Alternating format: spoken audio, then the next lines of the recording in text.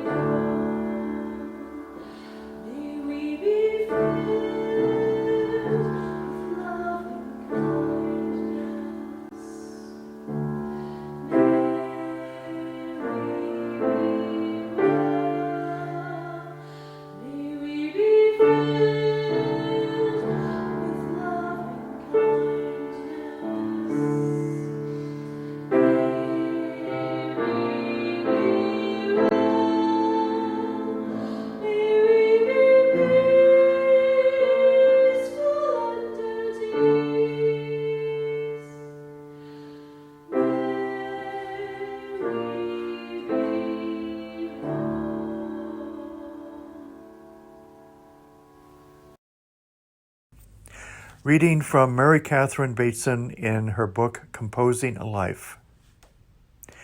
Each of us constructs a life that is her own essential metaphor.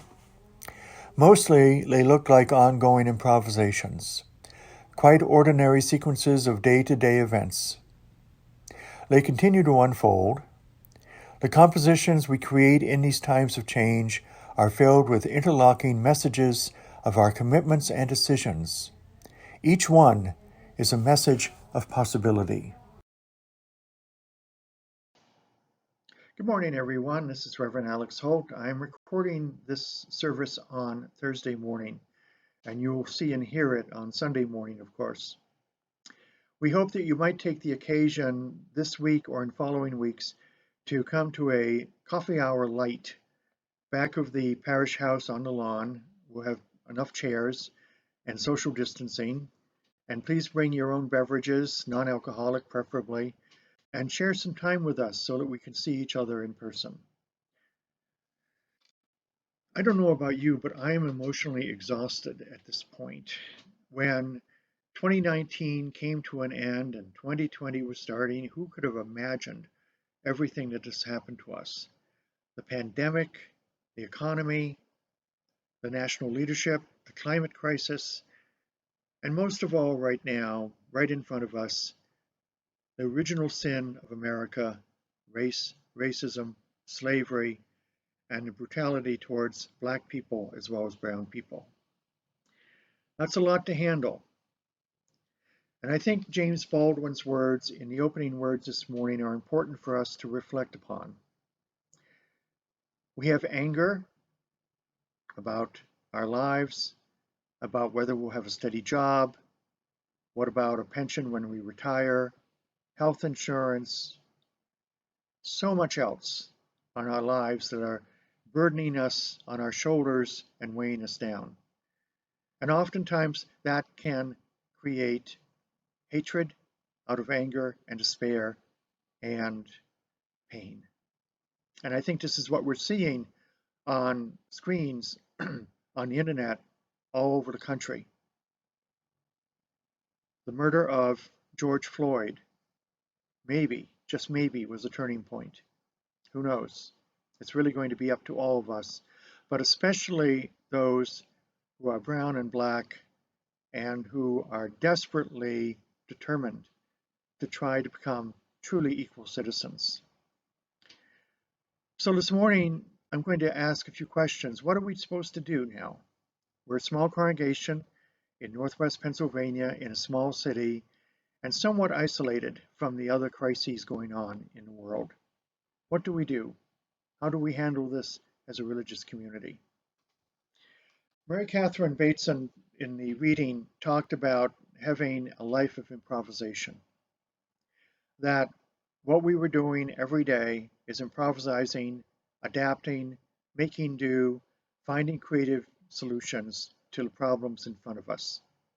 And she says that every single one of the things that we're doing, our commitments, our decisions, are messages of possibility. And what we are doing now as a religious community is creating new possibilities. So here are some that I would like to suggest to us this morning. This church, remember, has survived the Civil War, World War I, the 1918 flu pandemic, the Great Depression, World War II, the Cold War, Vietnam, the Civil Rights Movement, and so on. That's a lot. In almost 200 years, this congregation has faced enormous challenges, but it has met every single one of them and survived and even prospered under difficult situations. So what now, as we enter the next 6 months of 2020, which doesn't seem like it's ever going to end? First off, the little things, the pragmatic things that need to still be done. Pledging, budget, and particularly planning for the 2025 200th anniversary. We cannot lay that aside. We need to finish the upgrades and repairs to the parish house, which Deb Lehman and others have been working so hard on. We need to work to have Sunday services live streamed online and later when we can meet in person again. And I say that in part because we have any number of people in the congregation who simply cannot experience Sunday morning because they can't attend service. Well, if they can't come to the service, we can bring the service to them, not just recorded, but live streamed. So I and others are working on a project on that to see how we can manage it with our technology. Another thing that the Board of Trustees is doing is budget planning and careful use of the endowment for investment for our purposes in the future. We've already started to use that for upgrades and renovations of the parish house. Probably there will be other reasons for its use in the future, which of course you as a congregation will know. But the board and others are working on those plans as we speak. The second thing is rebuilding our community from inside. This spring, ever since the pandemic hit us, we've continued small groups online, a meditation group, 2 small groups, and several classes. Later, I'd like to be able to continue those in person, but right now, what we're doing is trying to keep people connected and aware that they are part of a larger religious community. We're also planning at least one adult RE class in the fall, including what I'm calling right now the wisdom of Sophia and feminism in the Bible. This was an outgrowth of a class I taught this last spring on Jesus Reconsidered.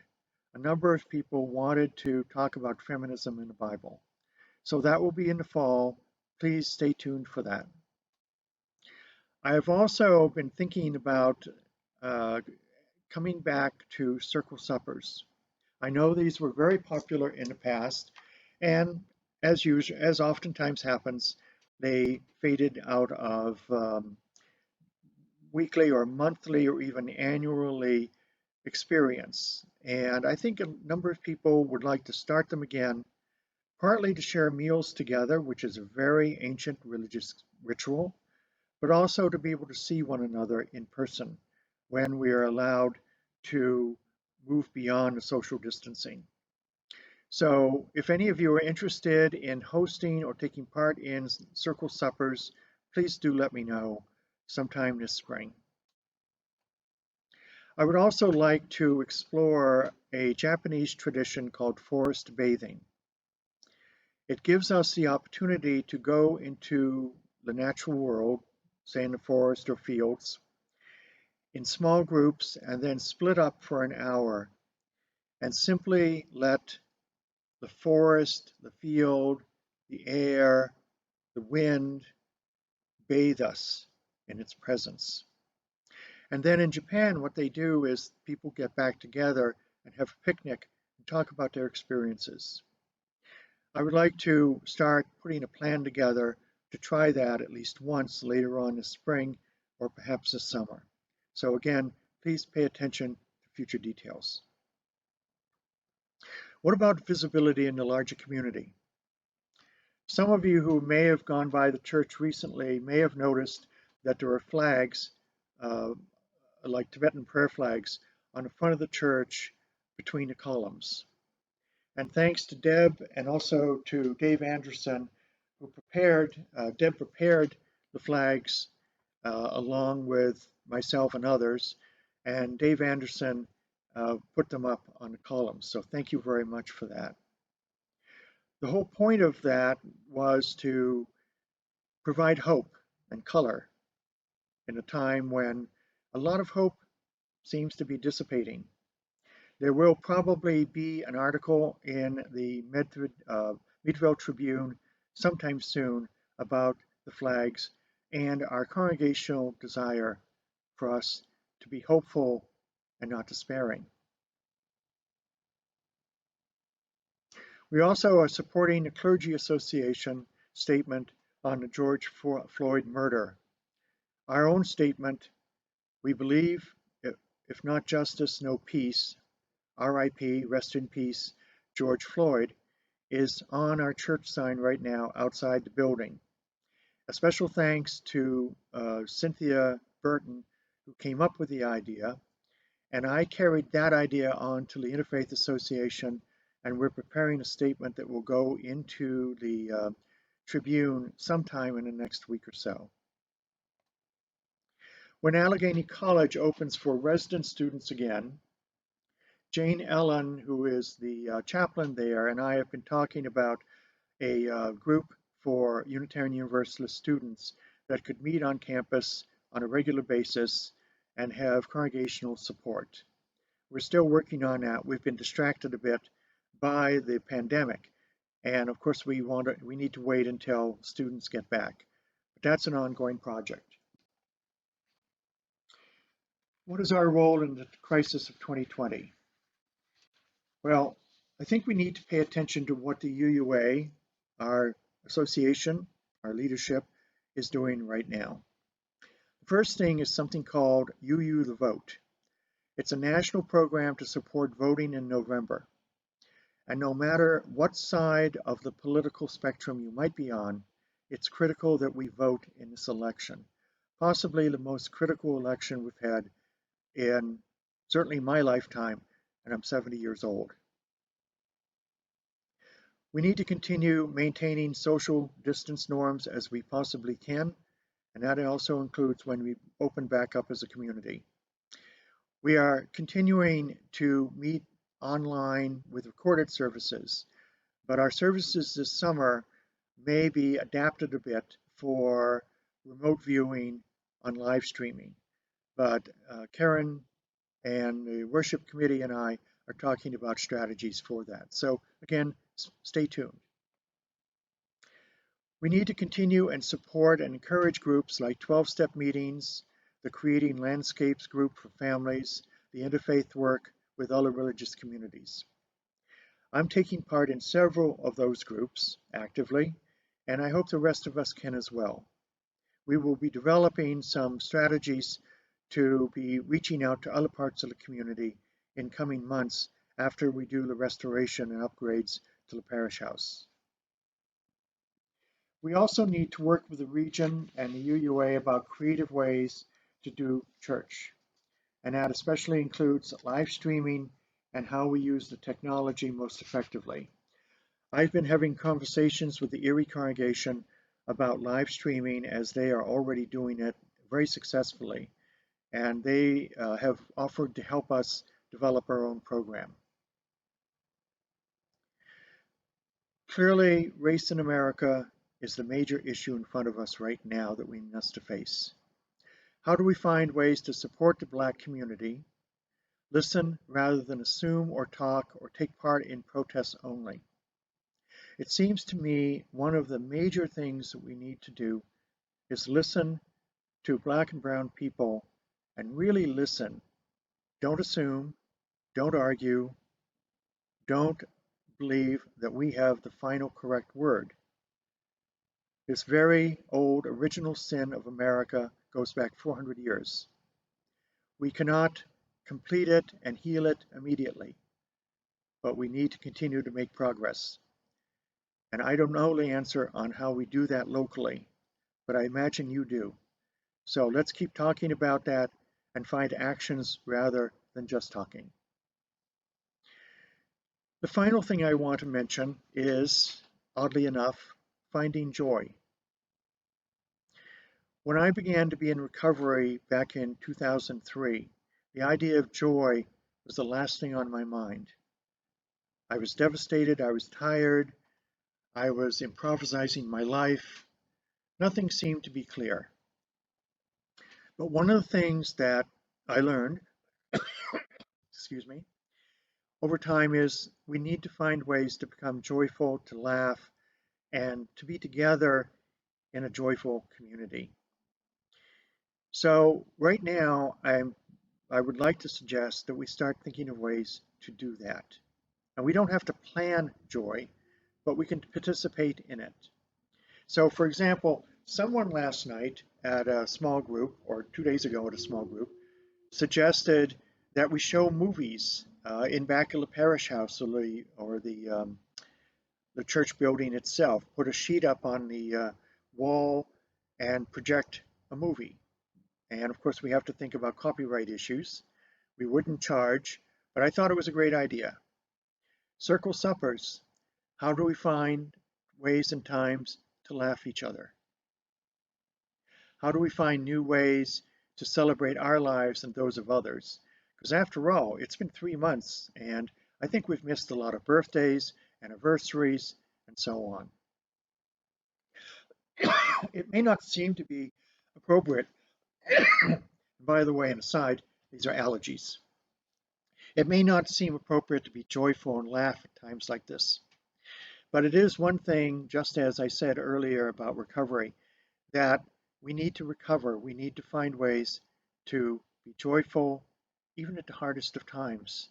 And joy can come as simply as watching a baby laugh, or being able to see something funny like a skit and really laugh out loud, or to be able to watch movies together that are humorous. Joy at the end of it all is something I think that will save our lives. So let's find ways to be joyful as well as serious, to be kind as well as despairing, to be patient as well as to be fretful and impatient. We can do this together. I know we can. And I think you know it too, because you've been doing this for nearly 200 years. We're certainly not going to stop now. So blessings to us all for this coming week, and may our lives be healthy and safe, but also may we face the world's problems together, because after all, as a religious community, that is part of our work. Blessed be.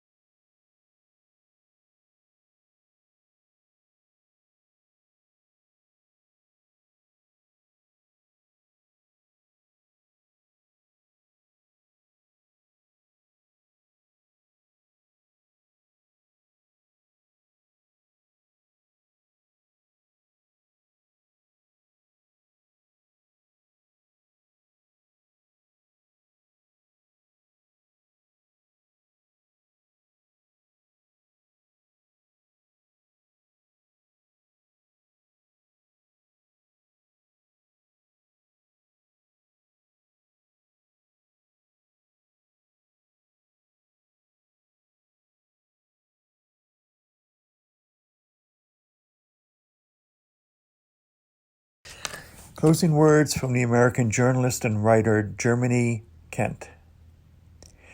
Be around people that make you want to be a better person, who make you feel good, make you laugh, and remind you on what's important in life. So may it be so, good friends. Peace, amen, shalom, blessed be, namaste.